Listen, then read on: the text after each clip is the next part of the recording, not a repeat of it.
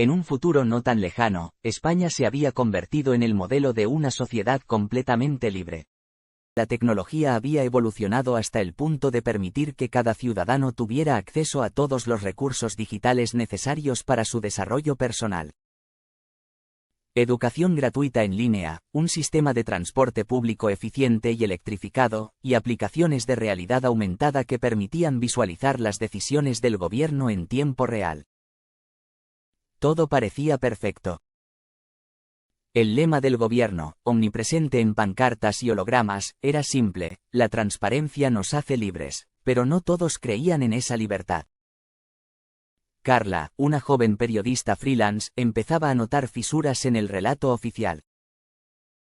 Tras años de trabajar para un medio independiente, había aprendido a desconfiar de las narrativas únicas. Últimamente, todas las noticias que publicaba eran misteriosamente censuradas, aunque el gobierno afirmaba no intervenir jamás en los medios. Lo justificaban como fallos técnicos o desinformación corregida automáticamente por algoritmos de inteligencia artificial. Lo más inquietante era el Sistema de Integridad Pública, SIP, un programa de vigilancia que aseguraba el bienestar colectivo. A través de dispositivos implantados, que se vendían como una mejora médica y tecnológica para rastrear enfermedades y monitorear la salud, el SIP recogía cada conversación, cada movimiento, cada transacción económica. Oficialmente, los datos solo eran analizados para garantizar la seguridad y la igualdad, pero Carla había descubierto algo más. Las elecciones seguían siendo un espectáculo mediático de participación ciudadana, con debates vibrantes y candidatos enérgicos. Sin embargo, el resultado siempre era el mismo. Los partidos podían cambiar de nombre, colores y rostros, pero las políticas nunca variaban. Todo estaba diseñado para que los ciudadanos creyeran tener opciones, cuando en realidad, todos los caminos llevaban al mismo destino. Los medios de comunicación, aún fragmentados en apariencia, eran controlados por el Ministerio de Comunicación Transparente, una entidad que se encargaba de asegurar la precisión de la información.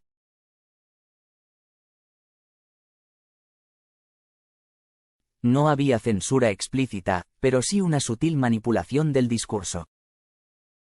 Los temas incómodos no se prohibían, simplemente se sepultaban bajo una avalancha de noticias triviales. Una vez, Carla intentó publicar un reportaje sobre el creciente número de personas desahuciadas en los suburbios de las grandes ciudades, un fenómeno que iba en contra de la narrativa oficial de prosperidad. A la mañana siguiente, el artículo había desaparecido de la red y su cuenta bancaria fue bloqueada durante horas, por motivos de seguridad. A medida que Carla profundizaba en su investigación, descubrió una red clandestina de personas que se comunicaban a través de métodos analógicos, cartas, códigos en libros y reuniones secretas en edificios abandonados. Ellos se referían al sistema como la jaula de cristal. Era un control tan absoluto que los ciudadanos ni siquiera eran conscientes de estar atrapados. Uno de los líderes del grupo, un viejo profesor universitario llamado Marcos, le explicó cómo el gobierno había logrado este nivel de control. La clave está en hacer creer que la libertad es absoluta. Les das pequeños placeres, redes sociales, entretenimiento, avances tecnológicos. Y ellos se autocontrolan, no necesitan rejas, porque han aceptado las que no pueden ver. Carla se sumió en un conflicto interno. Sabía que si continuaba investigando, su vida podría correr peligro. Pero también sabía que, si no lo hacía, estaría contribuyendo al silencio colectivo. El punto de inflexión llegó cuando Carla descubrió un archivo en los servidores del SIP, gracias a su amigo Javier, que trabajaba en el Ministerio de Transparencia y Progreso Social. Era un plan detallado para implantar una nueva capa de vigilancia, el programa de participación activa. Este sistema recompensaría a los ciudadanos que informaran sobre comportamientos sospechosos, creando una red de delatores voluntarios. Todo bajo el pretexto de construir una sociedad más justa y participativa. Carla sabía que la única forma de luchar era exponer la verdad, pero el SIP ya estaba detrás de ella. Los drones empezaron a rondar su casa, y los mensajes de notificación automática comenzaron a aparecer en su dispositivo. Queremos ayudarte a corregir tus errores. Carla apagó su dispositivo y lo dejó sobre la mesa, con la pantalla aún iluminada por la advertencia del SIP. No sabía cuánto tiempo tenía antes de que vinieran por ella, pero sí sabía algo: no podía quedarse quieta. Agarró la pequeña caja de madera que contenía el viejo Walkman de su padre, reliquia de una era analógica, y las pocas cintas que quedaban. Dentro de una de ellas, en un compartimento secreto, escondió el pendrive con el archivo del SIP. Sabía que los implantes y dispositivos modernos serían escaneados por los dispositivos SIP. El siguiente paso era llegar a Marcos. Él tenía los contactos para filtrar esta información a través de la red clandestina. Pero llegar hasta él significaba atravesar el centro de la ciudad, donde las cámaras y los drones eran omnipresentes. Carla se vistió con ropa anodina, un abrigo largo y un gorro que ocultaba parcialmente su rostro. Sabía que los dispositivos implantados en las personas rastreaban cada paso, pero había aprendido un truco: moverse en medio de grandes multitudes y aprovechar los puntos ciegos en los mapas de vigilancia, pequeños errores en el sistema que la resistencia había identificado con años de paciencia. Mientras avanzaba entre la gente, el contraste entre la opulencia de las zonas céntricas y los desahucios de los suburbios era evidente. Hologramas gigantes proyectaban mensajes del gobierno. España, el modelo mundial de transparencia y libertad. A su lado, un hombre con un implante ocular revisaba un panel flotante de noticias, todas idénticas y anodinas. Récord en exportaciones, nueva vacuna gratuita, la juventud, más conectada que nunca. Carla sabía que los titulares eran diseñados para tranquilizar, para evitar que la gente hiciera preguntas. Al llegar a una esquina, un dron descendió a escasos metros. Carla contuvo la respiración. Escaneó a una mujer frente a ella y, aparentemente satisfecho, se alejó. No podía darse el lujo de relajarse. Estaba cerca, pero el SIP también. En un edificio semiabandonado en las afueras, Carla encontró a Marcos junto a otros miembros de la resistencia. El viejo profesor estaba rodeado de planos y dispositivos antiguos. A pesar de su avanzada edad, sus ojos brillaban con determinación. Carla le entregó el pendrive, explicando lo que contenía. La mención del programa de participación activa hizo que un murmullo recorriera la sala. Es peor de lo que imaginábamos, dijo Marcos. Están creando un estado de vigilancia dentro del Estado, una red de informantes que se alimenta del miedo y la codicia.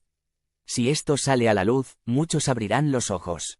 Pero también acelerará su respuesta. Marcos comenzó a preparar la transferencia del archivo a la red clandestina. Carla lo observaba con ansiedad mientras los demás discutían las posibles repercusiones. Uno de ellos, un joven programador llamado Iván, propuso un plan audaz. Podemos usar las mismas herramientas del SIP contra ellos. Si creamos una sobrecarga en su sistema de comunicación, por un breve periodo, serán incapaces de controlar la narrativa. Durante ese tiempo, la información podría circular sin filtros. Era arriesgado. Sabían que una vez expuestos, los miembros de la resistencia serían cazados. Pero la mayoría estaba dispuesta a correr el riesgo. Esa noche, mientras la ciudad dormía bajo la vigilancia constante del SIP, la resistencia ejecutó su plan. Iván logró infiltrarse en los servidores del sistema central, creando una cadena de fallos que paralizó temporalmente los drones y las cámaras. Durante esos valiosos minutos, el archivo fue distribuido en miles de nodos independientes. La verdad se propagó como un virus. Ciudadanos comenzaron a recibir fragmentos del plan del gobierno, junto con mensajes que explicaban cómo su libertad había sido una ilusión cuidadosamente construida. Algunos lo ignoraron, otros lo borraron, pero unos pocos, los suficientes, empezaron a cuestionar. En las horas siguientes, la resistencia enfrentó el peso total del SIP. Marcos fue capturado mientras intentaba destruir pruebas, e Iván desapareció tras borrar su rastro en la red. Carla logró escapar, refugiándose en una zona rural donde las señales de vigilancia eran más débiles. Días después, las calles estaban inquietas. En foros digitales clandestinos, los ciudadanos compartían testimonios de las irregularidades del sistema.